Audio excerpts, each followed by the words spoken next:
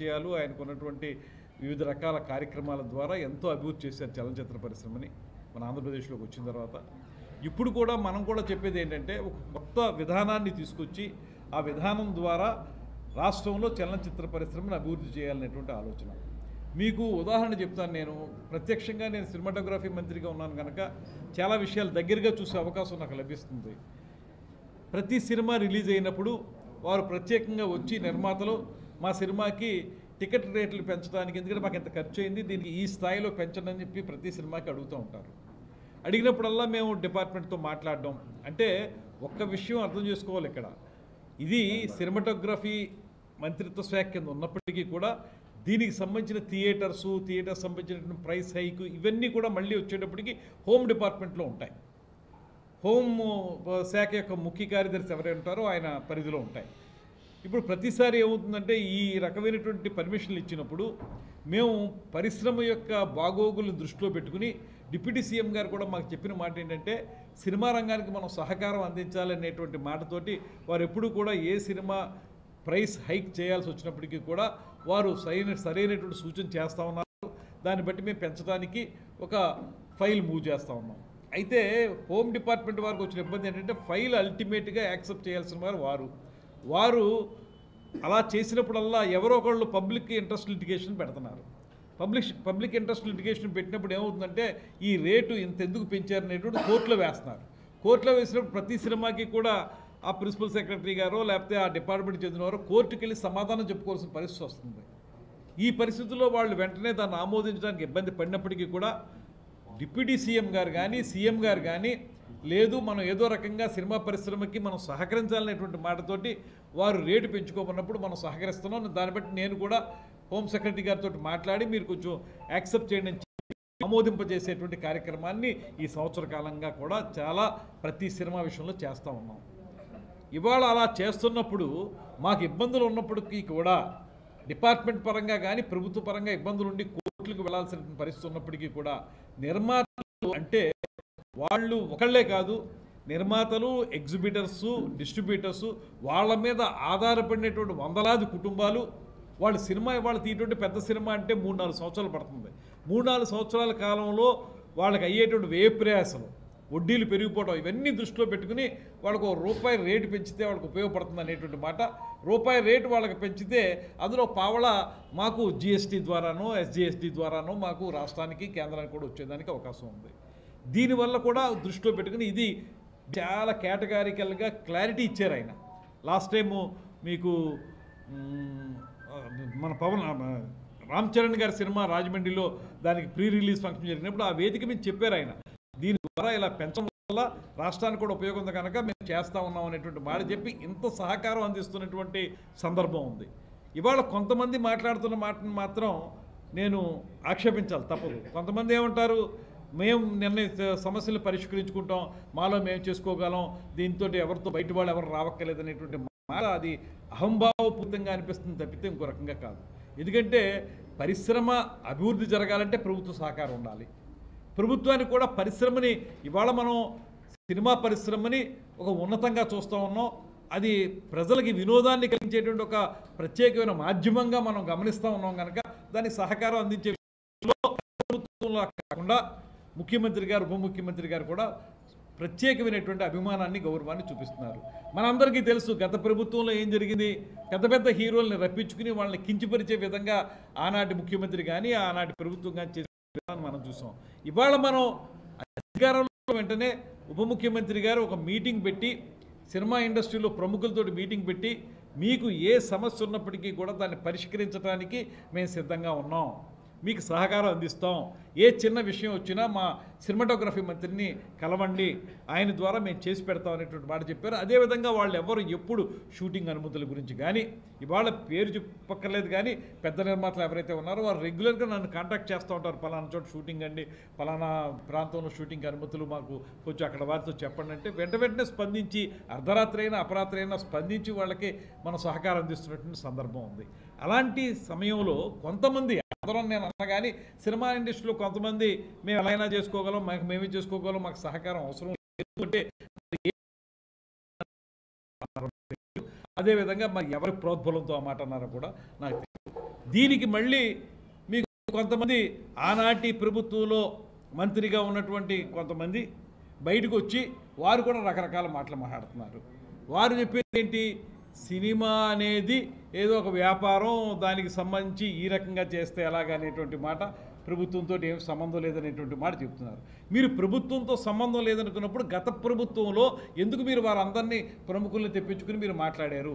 మీరు నిర్ణయాలు ఎందుకు చేశారు? తహసీల్దారులనేమో థియేటర్ల దగ్గర పెట్టించి రేట్లు ఎందుకు మీరు కంట్రోల్ చేశారు? మరి ప్రభుత్వం కాదా ఆ రోజు చేసింది? ప్రభుత్వం కాదా ఆనాడు మాట్లాడింది అనేటువంటి విషయాన్ని నేను అడుగుతా ఉన్నాను. అదేవిధంగా కొంత ఈ సినిమాకి సంబంధించినటువంటి ఏదైతే అంశాలు ఉన్నాయో వాటి విషయంలో ప్రభుత్వం యొక్క సహకారం ఏదో స్థాయిలో ఉంటుంది. దాన్ని మనం గమనించాలి, కలిసిమెలిసి వెళ్ళాలనేటువంటి మాట. మేము కూడా మాట్లాడింది ఏంటంటే, ఒక సినిమా ఎవరిదైనా కానివ్వండి, ఆ సినిమా సమయంలోనే ప్రత్యేకించి కొన్ని కొత్త రకాలైనటువంటి వాతావరణాలు సృష్టించబడడం అనేటువంటిది ఎంతవరకు సమంజసం అనేటువంటి మాట మనం చెప్తా ఉన్నాం.